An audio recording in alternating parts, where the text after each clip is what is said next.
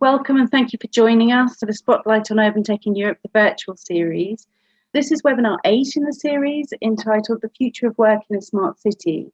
We have some fantastic expert panelists for you today from the cities of Helsinki and Prague, as well as our business and academic representatives from Microsoft and from Demos Helsinki think tank. My name is Christina C, and my company is C Intelligence. We started this project with Pascal Bleeker from Forglobal with the aim to create connections and new opportunities to share insights and knowledge within the urban tech community. The project includes a series of webinars and that are produced on a monthly basis, and they're followed up with the Expert Insights document to expand on the discussion. We'll also have a survey, a report, and an event, hopefully in person at some point, to bring everybody together. Please visit the website urbantech.world to find out more about us and view options to get involved. Follow us on LinkedIn and Twitter, and please subscribe to our YouTube channel urbantech.world to view the recording after the event. Over to Pascal now to introduce our guest moderator, Alex Irwin-Hunt from FDI Intelligence, along with our other panelists. Well, thank you, Christina. And hello, everybody, and welcome to this live webinar of Spotlight on Urban Tech in Europe, our 8th already. My name is Pascal Bleeker, and I'm the co-founder of Forglobal and passionate about technology in cities. And for many years, technology are rapidly changing our lives and societies every day, everywhere. So in this webinar, we have an amazing group of experts from the cities of Helsinki, Finland, and Prague, Czech Republic, and from Microsoft and the think tank Demos Helsinki, who will share with us their insights and answer also your questions. We know smart cities deploy frontier technologies, and also due to the pandemic, we all got used to work more digitally. Today's webinar will show smart cities and the future of work. The effects of COVID-19 in the cities will also be briefly covered. Asking questions during a live event is beneficial for everyone involved. So if you have a question for our panel, please share with me via the chat functionality as we end the webinar with a Q&A. The webinar will take in total 45 minutes and will be moderated by Alex Irwin-Hunt. And now, without further ado, let me give the floor to our panelists who will briefly introduce themselves. Can I start with you, Sonja? Yes, of course. Thank you so much, Pascal, for having me. I'm excited to be in this superb company.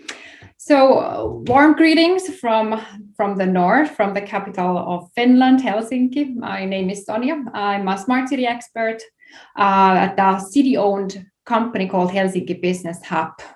What we do is we accelerate foreign companies to and from Helsinki. So really excited to be here today. Back to you, Pascal. Thank you, Sonja. Thanks. Jaromir from the Czech Republic. Can you also introduce yourself? Sure, absolutely. So hello, everyone. This is Jaromir from the city of Prague. And also let me greet you from the golden city of Prague from the Central Europe. I'm very happy to be able to join you today and share some of our experience from the city of Prague. As I've indicated, I'm also a member of the Prague City Assembly, which is basically the political board steering the city of Prague. I'm sitting in the position of the chairman of the IT and Smart City Committee, and I'm aiding our Mr. Mayor with technological development of the city and also a little bit of the support for the entrepreneurial community within the city of Prague. Among our key priorities are tech industries like artificial intelligence, biotechnologies, or space research. But I'm here first and foremost to help develop the city itself and its key priorities. So it's really great to be here with you today, and I'm looking forward to a very fruitful discussion. Thank you, Jaromir. Good to have you also. Jose, could you also introduce yourself? Hello, everybody. My name is Jose Antonio Ondiviela. I work for Microsoft as industry executive for smart cities for all Western Europe, but also I am a researcher specialized on cities. Thank you very much for this opportunity, and it's a pleasure for me to participate in this workshop. Thank you, Jose. And Damiano, could you also introduce yourself? Hi, this is Damiano Cerrone from Demos Helsinki. I'm an urbanist by training, and I've been working with cities for almost 10 years now, mostly working on smart city development, but also on shrinkage most recently. And well, Demos Helsinki is actually the largest think tank, kind of independent think tank in the Nordics. And what we do is that we try to build more fair and sustainable societies. So thank you and greetings from Helsinki. Thank you, Damiano. I think we have a great panel, and unfortunately, we also have a great moderator. So I would like to give you the floor, Alex. Thank you very much, Pascal. It's a pleasure to be here. I'm Alex Irwin-Hunt, the Global Markets Editor at FDI Intelligence, which is a specialist unit of the Financial Times focused on foreign direct investment, tech startup ecosystems, urbanization, and all things smart cities. So very keen to jump into the discussion. Now, as we always do with these panels, we like to set the scene by discussing what effects the pandemic may have had on the cities featured in this webinar. So to start proceedings off, I'd love to start with you, Sonja, if I may. Can you kick us off with your perspective on the impact of COVID-19 in the city of Helsinki? Thank you, Alex. And well, that's a tough question. I believe we all have something we can share with each other. We can pinpoint some changes we have had to do through the pandemic. And I would say on a very general level, Helsinki has done well. And if you may, I would concentrate on the positive signals that I have seen around me, what has been happening in Helsinki. And perhaps the first thing that pops into my mind is an interesting feature of the startup ecosystem in Finland.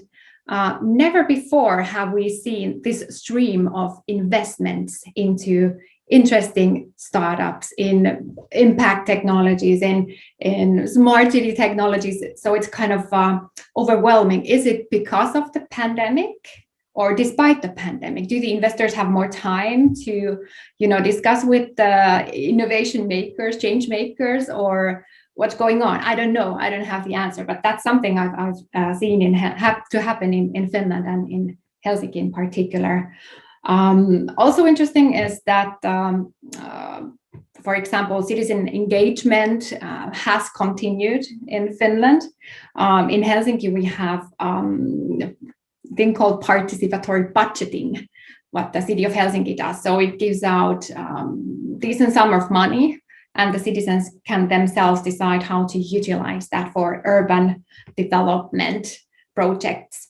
And that has continued like this far, also during the pandemic. Of course, the utilization of digital channels has been the enabler for that.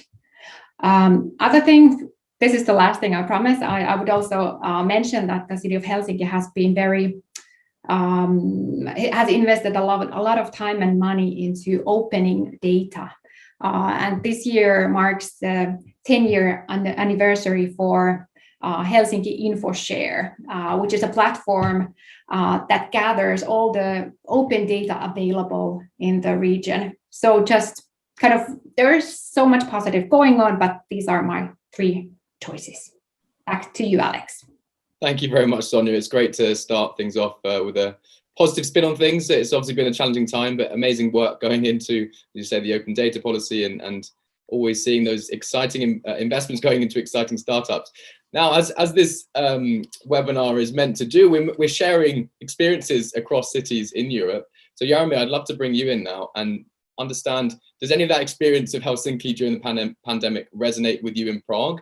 Have you seen similar positive and maybe some negative effects? Very much so. Now, it was almost as if Sonja got a glimpse of my eye movements, because I just recently took a look at my smartwatch, which indicated that my time of regeneration has shortened. So this is one of the aspects. I'm not talking about this completely randomly, because people are definitely dedicating more time to free time activities.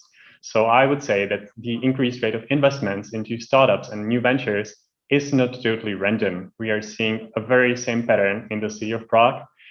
First, I would say people have more time to contemplate about their contemporary way of living. They might see that existing templates, or I would even say stereotypes, might not be working after the pandemic anymore. And second, they're also looking for new investments, because they have accumulated great savings over the time of pandemic, not having the omnipresent ability to spend their earnings. You might say, and you would be perfectly right, that people are also, having losses, not able to go to work regularly. Some people might even be losing their jobs, but luckily this is not, or at least to such a great extent, the case of Prague. However, what I would like to mention and stress is our shared experience with Helsinki, and that goes back to the open data and open access. We are heavily working on collecting all the data from the pandemic situation and developments, and also compiling that together and analyzing it on our data platform, city data platform called Jaromir. And this has proved to be a great aid, really a great help to mastering the developments in the city of Prague. You might know that the Czech Republic as a whole has been hit amongst all the member EU countries and among the worst ones, but in the city of Prague, I would say that we are doing a little bit better, and we are already seeing the light at the end of the tunnel. More on that later. I don't want to be very long, but I think that what Sonja said resonates with us quite a lot. Fantastic. Thank you, Jaromir, also for a positive spin of things. So we've heard from our cities, and clearly we're in a time of transformation at the moment. Many of us are working from home, as you can see, and more broadly in terms of industry, automation, thinking machines, if you like, are replacing human tasks. Companies are demanding different types of skills from their workforce. So really the question is, what will the future role of smart cities within the future of work? Jose, I'd love to bring you in here now. I mean, of course, long-term executive, you're an expert in smart cities, both at Microsoft and in your research. I wonder if you could just outline your vision and Microsoft's vision on the future of work in smart cities. Well, basically everything is changing in the way we work inside the city as civil servants, and also in the way the city is facilitating our citizens to work. Okay. Inside the city, we can mention the 4 Ws, the new workforce, because we are accommodating a lot of new millennials joining to work, and they have different habits. Some of them are native digital, okay? So we need to change the way they are working. We have a new workplace. Sometimes it's our home. So we need to help our civil servants to accommodate spaces, telecommunication lines, dogs jumping. So different way of working, absolutely. And also different work tasks, more virtual, less physical, less paper. So new way of providing our service. Also very important, new work tools like this one. We are using Zoom now. Very few people were using these kind of tools before the pandemic, no? Or collaborative tools like Teams that is becoming very much popular, and also allowing our cities to continue working, to always on continuing service, working from home, making decisions from home, purchasing things, reacting against the pandemic with technology. And because of the technology, we can think about the new normalcy. The new normalcy will be a hybrid model, not just a remote working or teleworking, but a new agile, flexible and distributed way of working. It is said that half of our civil servants will continue working from home, okay, saving massively energy and buildings and offices, and then providing the same quality of service, but not spending too much, no? And the next challenge for sure is to protect everything. We have seen many cities very much challenged by ransomware, cybersecurity problems, and we need to understand that we first responded. Very quickly, we were installing new tools, new technologies, but now we need to protect everything. We need to help our governments and our cities to deliver their service in the most safe way, and also protecting the very sensitive data from our citizens. Thank you so much for that broad overview, and certainly, as you say, changing working environments. I certainly will be we'll be making use of the hybrid models, partially at home, partially in the office. I think flexibility is going to be key moving forward. As you say, protecting this critical data and the public services that cities provide is also a fundamental issue. Now, of course, most smart cities measure their results of deployed technology by multiple key performance indicators. And now these KPIs are system-centric and not necessarily people-centric. So if we're measuring both system and people-centric in the Nordics, for instance, in Helsinki, it was noticed that COVID-19 accelerated the transformation towards regional citizenship. Damiano, I want to bring you in here. Of course, at your think tank, Demos Helsinki, you work with people in terms of a people-centric Nordic smart city model. I wonder, could you briefly outline what exactly that means? And how does a people-first approach of the Nordic smart city model work in practice? Yes, thank you, Alex. The people-first smart city approach is something we did for the largest cities of Finland about 2 years ago, and we kept working with them to kind of implement some of the aspects. But everything, as you said, comes from the fact that when smart cities came here, as any smart city, kind of I would say the ultimate goal is to optimize the efficiency and control over service delivery. The issue with that is that kind of those services cannot perform in the same way for everyone. So we need optimization, and optimization of service delivery means increasing the performance of public services and also things like mobility for the average citizens. And quite often we leave out all other social groups that are not kind of living as the average citizen. At the same time, there was also kind of a strong feeling that technology was delegating kind of a lot of the human touch from public services, so it could increase drastically kind of the gap between citizens and the local governance.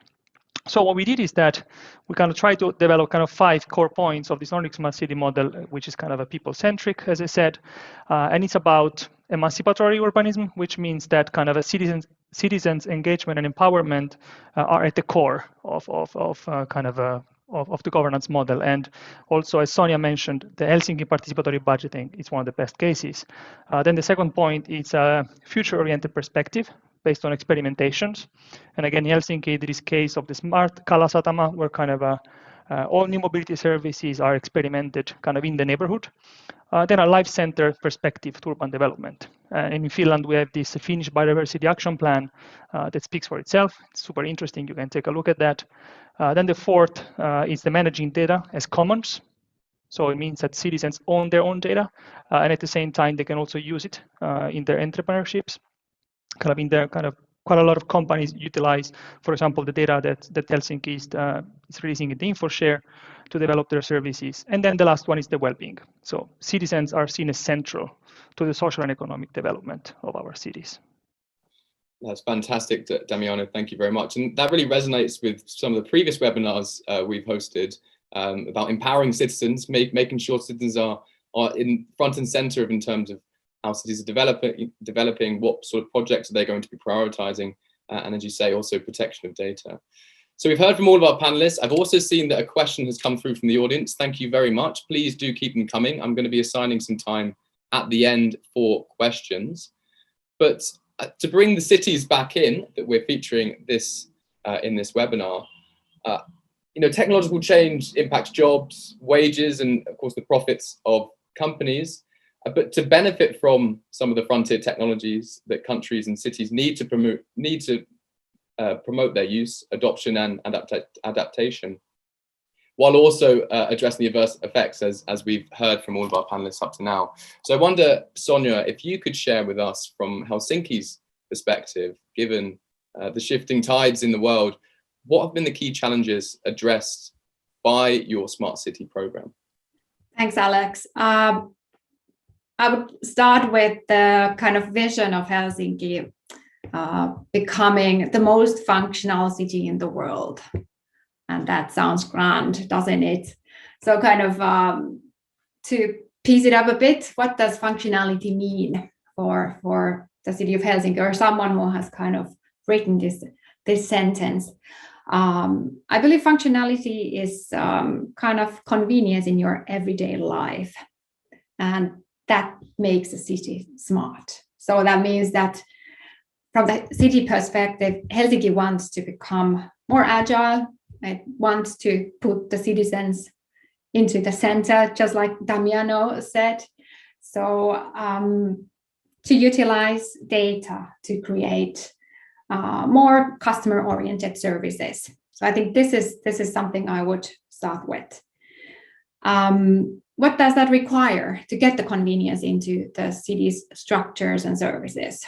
Well, this is also something Damiano touched upon. It's data. So everything or a lot of these build upon the open data. It has to be available, it has to be shareable.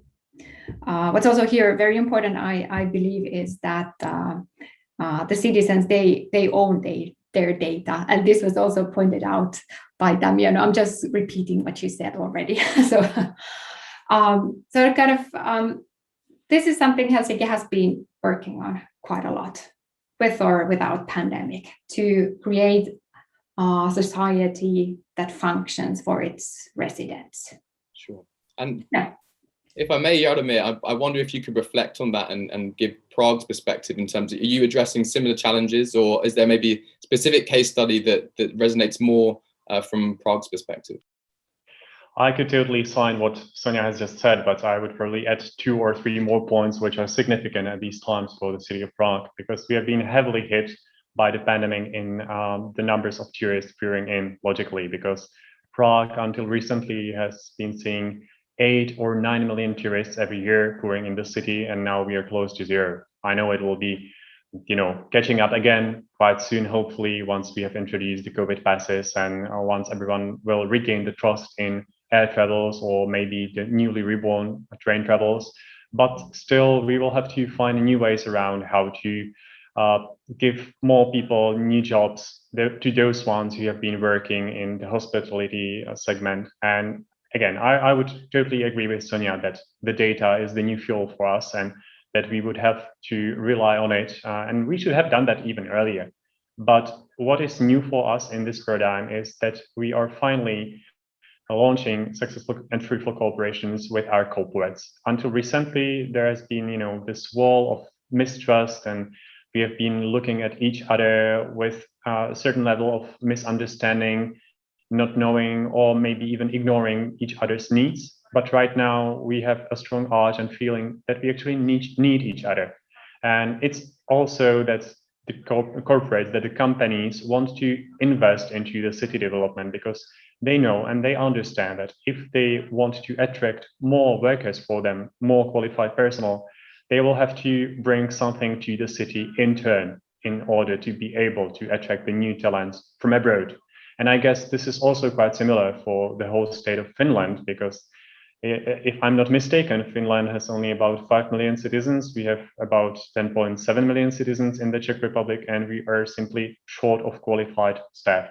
So this is probably the main task for the upcoming years, to get over the barriers and the mind blocks when accepting new skilled workforce, maybe even from Ukraine or Russia, despite the fact that we do not like to hear this on a common basis, but we will simply have to cope with that. And our role of the city is to create such a setup so that everyone feels welcome, that we create an atmosphere where everyone feels a great level of trust and help from the city, and maybe that we also are able to help requalify or find new opportunities for those people who were laid off from their existing jobs, as I said before. And finally, I would also like to share a few words about the home office change of working related to our setup at the City of Prague office.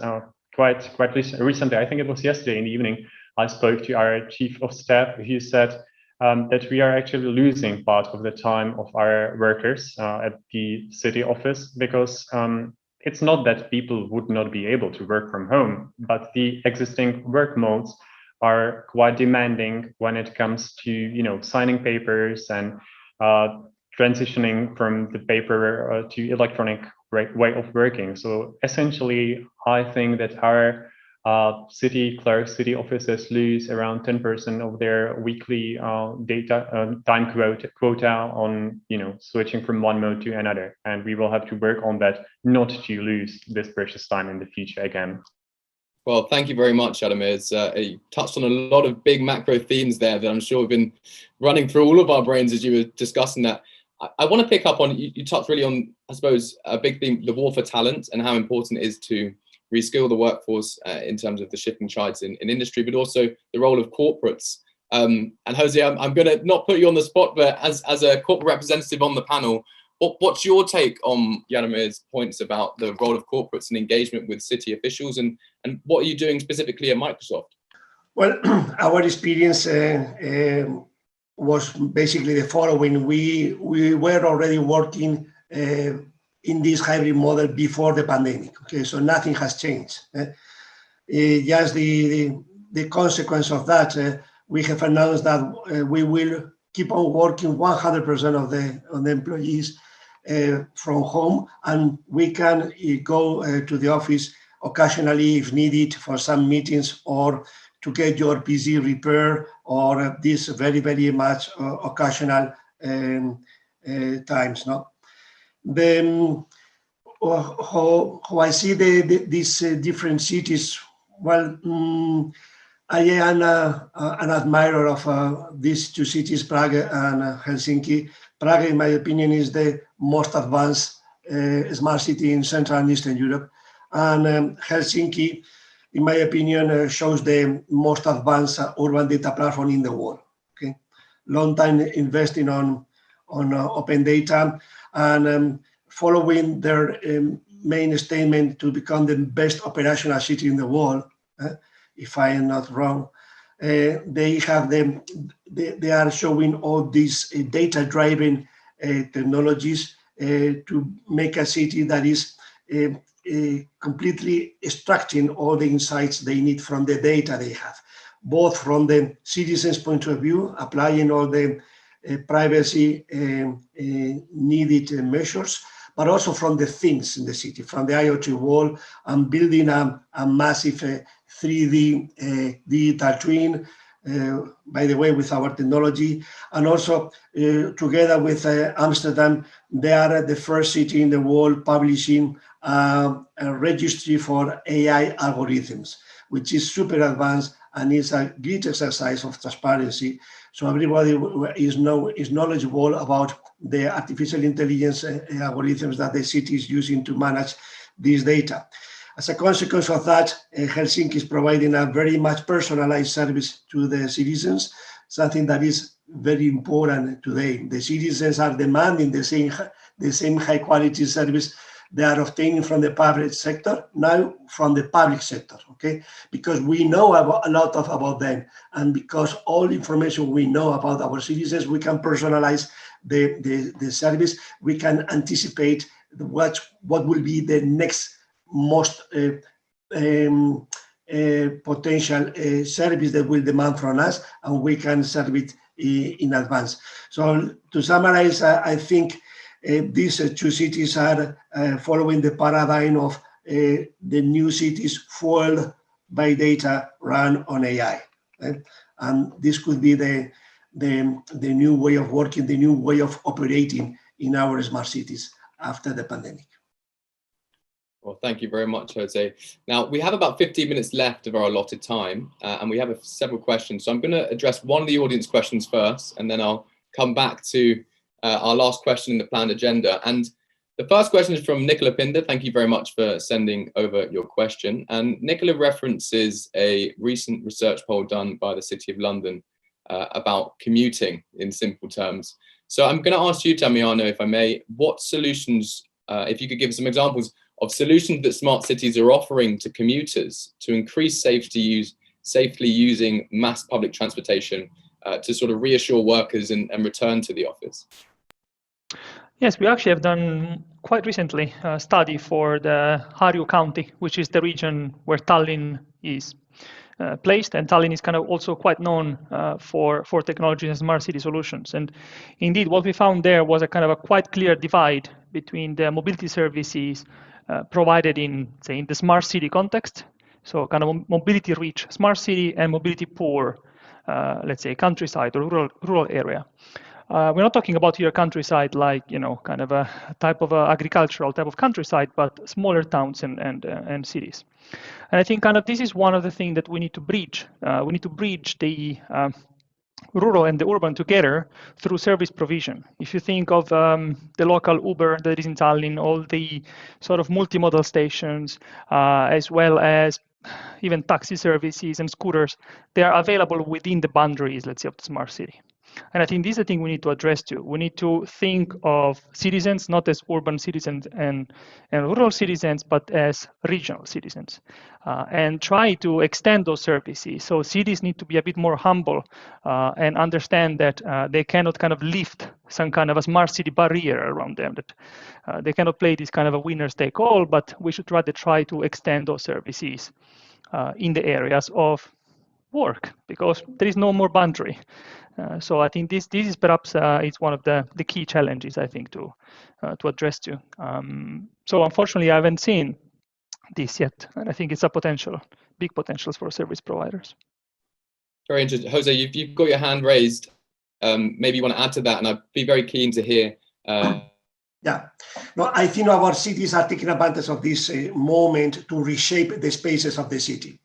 Our cities were built for cars, not for humans. And now we have the unique opportunity to change that, to reuse space for humans, and basically reaccommodate lines or ways for these small micro electric vehicles. So because we need to allow our citizens to move downtown, but not their cars. So people are welcome 2,000 kilos of methanol, okay? So keep your car at home or outside of the city. No? In this new paradigm, we are trying to create the 15 minutes cities where you can reach 95% of everything you need, including your job, by less than 15 minutes commuting time.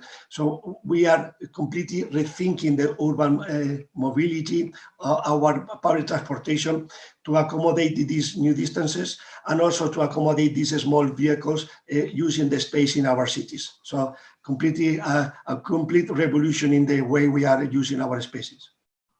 Fantastic. I wonder if very briefly, Sonja, coming to you first, then Jaromir, maybe you can discuss a little bit about the unique mobility solutions you're looking at in your cities. In the beginning, so perhaps I will give my floor time now to Jaromir, please. Sure, Jaromir, go ahead. You go ahead. Sure. I mean, I had a few thoughts. I must vouch for what Jose has just said and reflected on, but our experience is quite different, because unlike many other European cities, Prague had not been destroyed during the World War II times, and we still have pretty much around everywhere the grounds of the historical medieval city. So our limitations for modern ways of transportation are quite set ahead. And if you imagine that you are hopping on the cobblestone streets or with electric scooters or even shared bicycles, it's actually quite difficult. So we are rethinking the possibilities that the city has with the respect to the existing facts and figures. And I think that the pandemic has shown one very good thing. As people are spending more time outside, they are also taking more care about their existing environment. They simply do not want to see as many cars in the streets as we have been seeing until recently. And we are slowly finding and accelerating the way to approaching, the public spaces similarly to how they do it in Copenhagen. So in the future, I think it will be a nice match of slowly riding cars, bicycles, and people walking everywhere. It would be just a dream world, but there is a long path ahead of us, and there's only as much that we can do to help to address this situation, like develop new mobile applications to facilitate travels from point A to point B, utilizing all the various modes of transportation, and interconnecting all the ways of payments into one-stop shop. So this is probably what all of the cities are following. We just want to keep track on what we are doing and how our citizens are using it for the benefit to giving back to them. So we are not employing any third-party solutions just for the sake of being able to control the data, which, as was said many times, is the key to the successful future.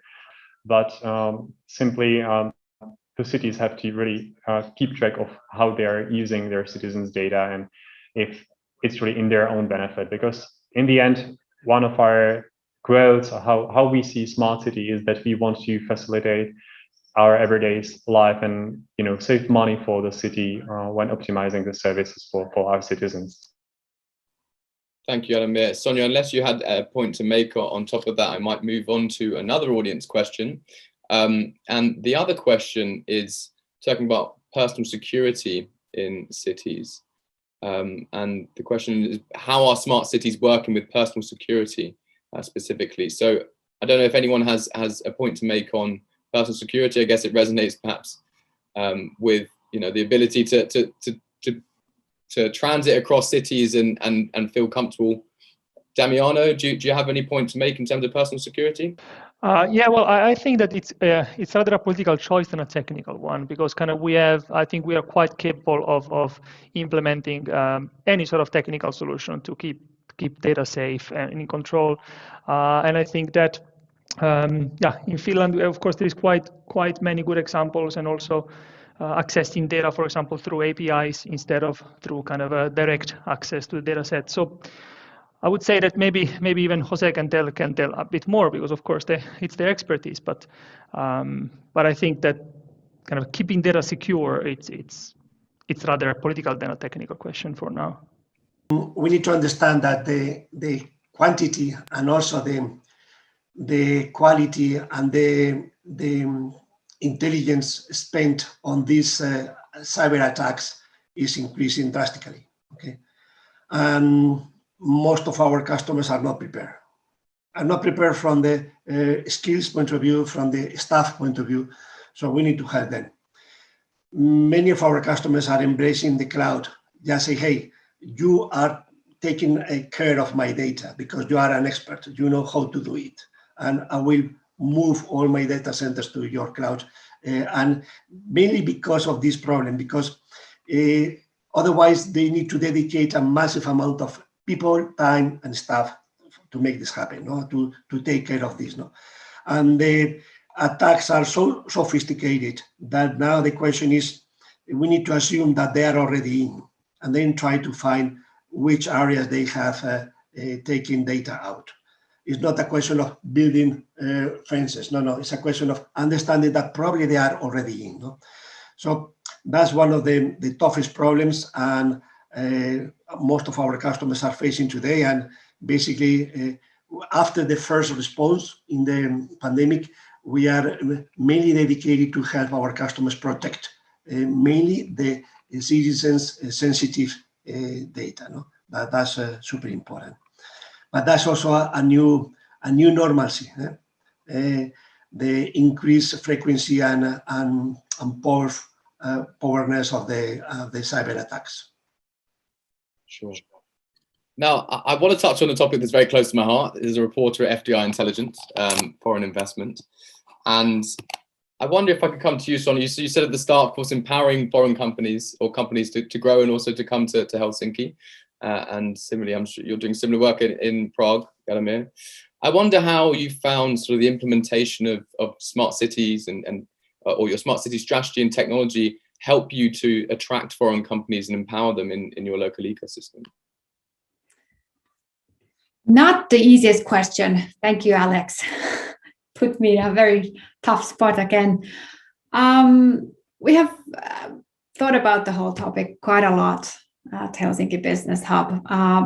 We've also, when the pandemic started last year in March, we also kind of had to dig deeper into what really matters to people, what makes them to relocate to, move to another continent, for example. So we discussed about this quite a lot. And despite kind of all the uncertainties the pandemic has kind of created also for us in Finland, we still felt that Finland is quite, safe place. We have things well. And just give you an example of what we have done, and I don't know, bigger picture of what kind of reasons people find when they come to Finland, what's the reason behind their decision. So long story short, we launched a campaign called 90 Day Finn. Perhaps you have heard about it. If not, then I'll just give a quick recap. It's basically an invitation for international talents, international founders to experience Helsinki for 90 days. And we promise to cover the cost of their relocation service package, about 2,000 euros. And we were expecting to get maybe some applications. So we were thinking about taking 15 into the program. But what made this very difficult was the fact that we received over 5,300 applications for the program. So fast forward to this day today, these 15 chosen ones are coming to Helsinki this August.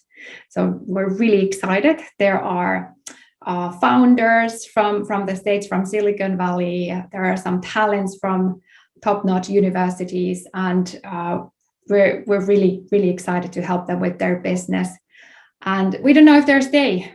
We don't know if they'll come for 90 days, but we already feel the positive impact they have created in our ecosystem. So I don't know, investments might come, perhaps not, but there's definitely something we can just win from this kind of encounters and from this discussion we will have with the participants.